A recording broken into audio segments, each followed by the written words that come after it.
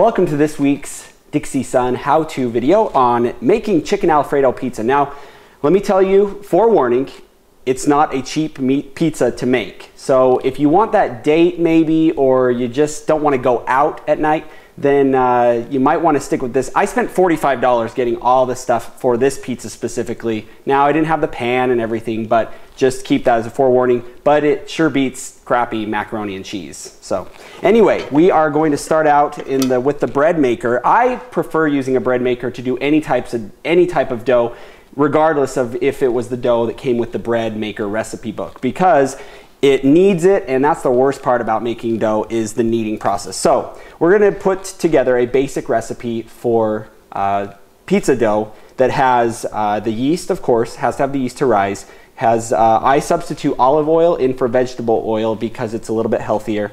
White sugar, I like to use the very fine baker's sugar because it's the granules, it doesn't really get a chance to dissolve because of the mixture pattern. So I like to use the fine stuff. Also, an Italian blend, of course, my good buddy Emerald. I use his. If you want to just do a quick close-up on that one. This is great stuff. Great stuff from Emerald off of, I think, the Food Network. Anyway, we use that also.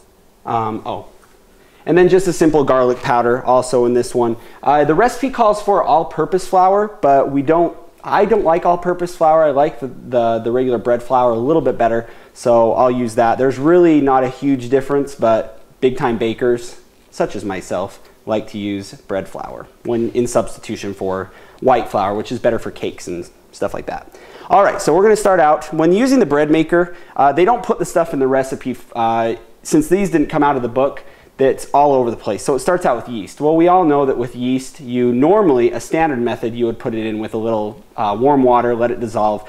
It's really easy with the bread maker. So you just start out with the warm water, putting it in. The yeast actually goes in last. So we'll go in second with the vegetable oil, and it's going to ask for 2 tablespoons. I'm a huge fan of these little shot glasses that are for measuring because they're dual use, especially for college students, if you know what I mean. So we've got the vegetable oil just to help get all the wet ingredients into the bottom for the bread maker, because then we're going to pack on the flour on top of that. So we've got the white sugar it's calling for. It's not uncommon to have sugar in a recipe like this. It just kind of brings out some of the flavors since this is more of an Italian crust. So we'll go ahead and put that in. So yeah, this is very, very fine sugar that is here. You can find this in the baking section at most grocery stores. So this is a dry ingredient, but because it's one of the staple ingredients, just like salt is as well, that's why we put it in right now, because our later ingredients, rosemary and garlic powder, are going to go on top of the flour. So we got to get our salt in.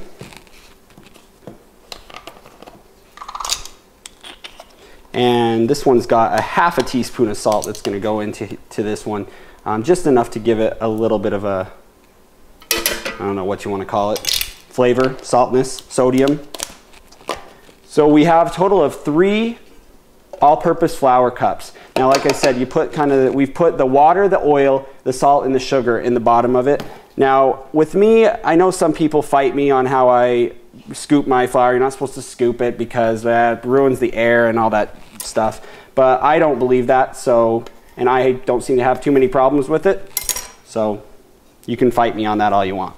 But it seems to work. Make sure you do level it out, though. That's something that you will have problems if you don't level out your flour. You'll end up having a very dry dough, probably, because you'll have way too much flour in the ratio to the wet ingredients that obviously make up a bread dough.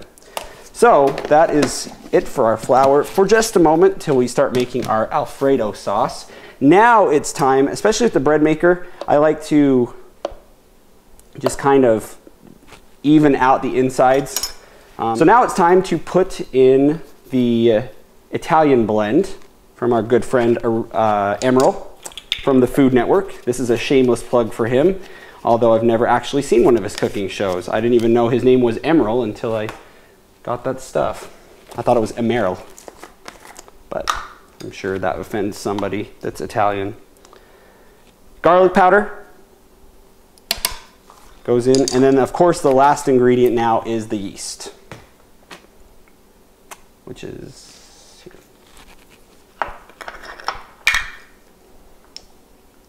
It asks for a package of yeast, something that you may want to if you make a lot of breads. 1/4 teaspoon and 2 1/4 teaspoons equals a package of yeast. So if you're like me and you get one of these little handy things, if you bake a lot, it's probably a lot better for you to just save some money that way. I didn't have to buy yeast because I think one of these is about $7, but each package of yeast is about 70 cents. So, and I think this does way more. Yes, this equals 16 envelopes. So you can save yourself a little bit of money if you do a lot of baking, which bread makers, you'll want to do a lot of baking because the bread is so much better. You get yourself a handy little slicer and you have it perfect. So pretty much that's what you do, and you put it into the bread maker. This is why I say it's so easy, because now, normally I would start it. We did make some ahead of time, so we can skip right to our next step, which is going to be making our Alfredo sauce. Now I'm all about the kitchen gadgets, and so I also have a Blendtec blender. Move that aside for a second. The Blendtec blender, of course, is the blender that can pretty much do anything. I think it's even on YouTube, can like chop up bowling balls or something like that. Okay, maybe not a bowling ball, but something close to that effect. The Blendtec blenders, of course, they're used commercially in places like Starbucks, and they're now available for consumer use. So this one I'm taking out of their recipe book from the company, and it's a low-fat Alfredo sauce. Now, because it is not meant for pizza, we may have to thicken it up a little bit with cornstarch, but I think we should be okay. Anyway, we're gonna start out. The really fancy thing about the Blendtec blender is that it actually can cause things to boil from its friction process. Poke the top into our, I get the whole milk from the store in the boxes because it has a longer shelf life, and I don't know about most people watching, but whole milk is not as popular to drink because it's so fattening, so I like to cook with it. And so what you do, the recipe actually asks for steaming skim milk, and then it has a little thing down at the bottom that says you can actually run this on the soup cycle because the friction heats it up and makes it steaming. So this is 8 ounces. It's actually asking for about 10 ounces for this recipe, so we're going to just kind of guess on this one.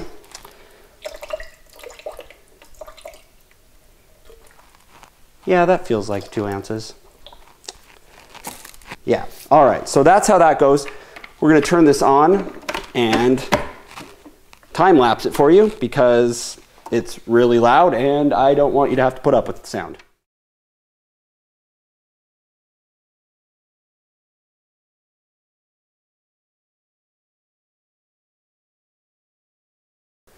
Okay, so now we've got the steaming whole milk in here inside of our Blendtec blender.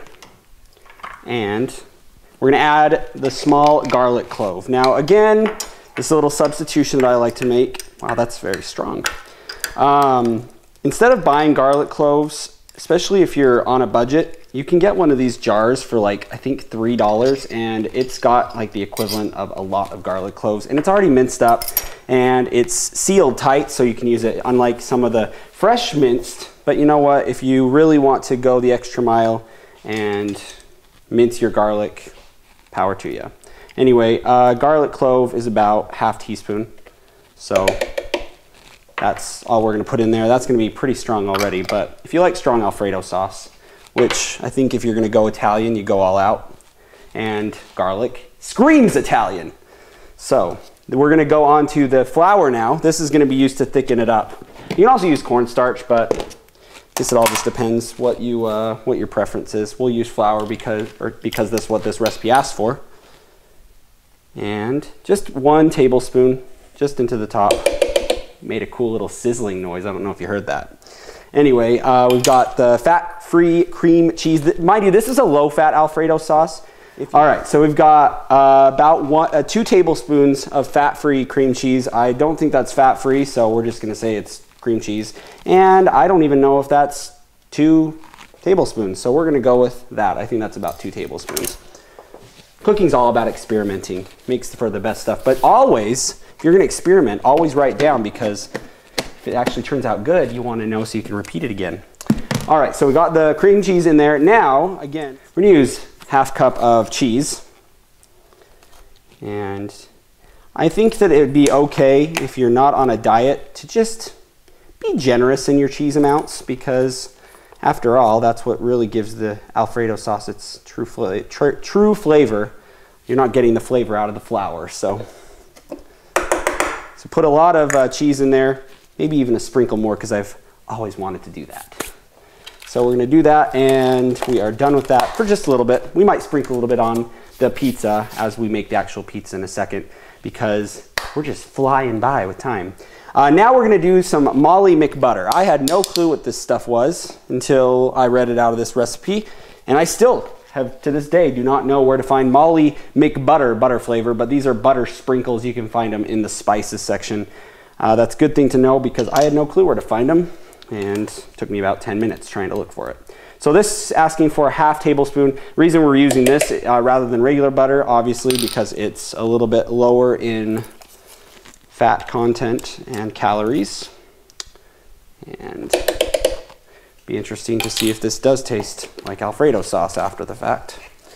All right, so now we are ready to mix together, and we may have to add a little bit more flour depending on the consistency.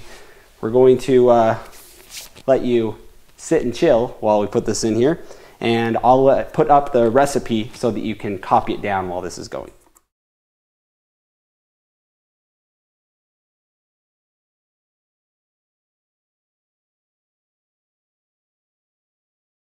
Pizza dough from before, yummy, good pizza dough.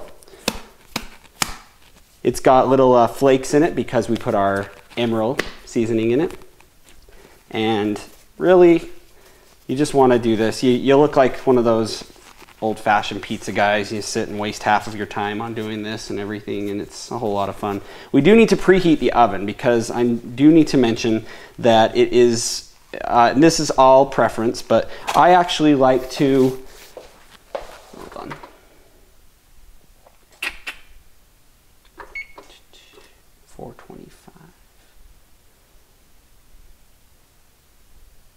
I'm going to do that again. I'm going to pretend like I already did it. So you do need to preheat the oven to 425 first of all. And again, this is purely preference. I like to have a little bit of a crispier than a soggy crust. And so the way to do that actually is to put it in and bake it on the same thing you're going to do for 10 minutes, because then that way it can actually cook it a little bit more, because once you put the ingredients on top of it, it's going to, there's more layers that it's going to have to cook through. And so if you have the more layers that you're going to cook through, then it's, less heat that's going to go through. So we need to get that in the oven first and let it cook for 10 minutes, and then we will back in just a second. I'll pop the dough recipe on the screen while you are, in case you missed it from before, and some of the newer instructions with putting it out on the pizza dough, so you can write those down, and then we will come back in just a second once we have a semi-cooked pizza crust.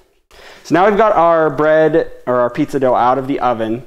Now you need to remember to change the setting on the oven so it doesn't cook too high, because we had it at 425. Now we need to get it down to 400, which I've already done, so that we can cook it without burning it. So we can cook through. The chicken that we're using is just that grilled chicken stuff that you buy in the bag at the store. It's like Tyson, whatchamacallit. Yeah, so that's stuff. Cut it up a little bit. And then we've got our Alfredo, which has now been sitting out for about 10 or 15 minutes. Got our cheese. Now there's one thing that you may or may have not used when you do this, but this stuff is amazing. Chef Tom's garlic spread. Have you ever had pizza where it's like, well, we've all had the greasy Costco pizza. This is kind of going to give it, not make it greasy, but it's going to give it a little bit more garlic flavor, but also just kind of give it a little bit more texture. So we're just going to rub it on, and it makes it really easy to spread on because we just got this out of the oven, because it pre-cooks it. So technically, if you didn't want to make your own crust, you could just go buy some of that Boboli stuff and you could start at this step, but always put on some of this garlic spread. You don't have to use a ton of it, but it will just kind of add a little bit, make it a little bit butterier, if that's a word. So that's it for the garlic spread. Don't have to go crazy with it. Now we're ready to put stuff on our pizza. Now you can add more than I have in this, but we're just doing a very basic chicken Alfredo. So I have some mozzarella cheese here. You can use whatever cheese you want, to be quite honest. It's not gonna hurt my feelings if you don't use mozzarella cheese. It's not gonna hurt my feelings at all because this is not my recipe. So that's kind of how you start. Get the basis down, and then just start putting the chicken on top of it. If you like to have to the brim pizza, you don't have really a whole lot of crust, then you can do that. Or if you like to have some like little crust space like the typical pizza, you can. I really don't care. So it all tastes the same and it all goes to the same place. So we're just gonna do it like that. So we got all of our chicken on there, onto the pizza. Put a little bit more. It's cooked chicken, so you don't have to worry about my hand going back into the cheese. Or you could worry about it. We're gonna put that on there, just be really good with lots of cheese if you like cheesy pizza. And then we still have some leftover Parmigiano Reggiano cheese that we put into our Alfredo sauce. And then this is where I'm different than everybody else. I like to pour it on top and then just like that. And you can, I mean, we have plenty of sauce. It's made to be a saucy pizza, so. And as it melts in the oven with the temperature, it's going to kind of go underneath. So now we'll just add some more. So yes, it looks like we're adding a lot of cheese because we are. But if you don't put the Alfredo sauce on the actual crust, it will make it less soggy. Even though we did pre-cook it, it'll still make it a little bit less soggy. So that's why I like to pour it on top. Put a little bit of, just sprinkle a little bit of this Parmesan Reggiano cheese on the top of it just for that little extra touch. And our pizza is now ready to go into the oven. What temperature? 400. 400 degrees, and it's going to cook for a whopping, I have no clue how long it's supposed to cook. It's gonna cook until it's done. That's how long it's gonna cook. Probably about 12 minutes. And now we have our completed masterpiece of chicken Alfredo pizza. The only thing I need to emphasize is that it only took 10 minutes to cook with ours, but you have to pre-bake the crust if you want to cook it for 10 minutes. Otherwise, you probably need to go closer 15 to 18 minutes because you don't want nobody wants a soggy crust. So if you do that, you should be good, but there you go. That's an expensive homemade chicken Alfredo pizza. You can add toppings to it more than what we did. You can add tomatoes, some people add green onions, but for the most part, simple is better. That's this week's edition of the Dixie Sun How To. See you next week.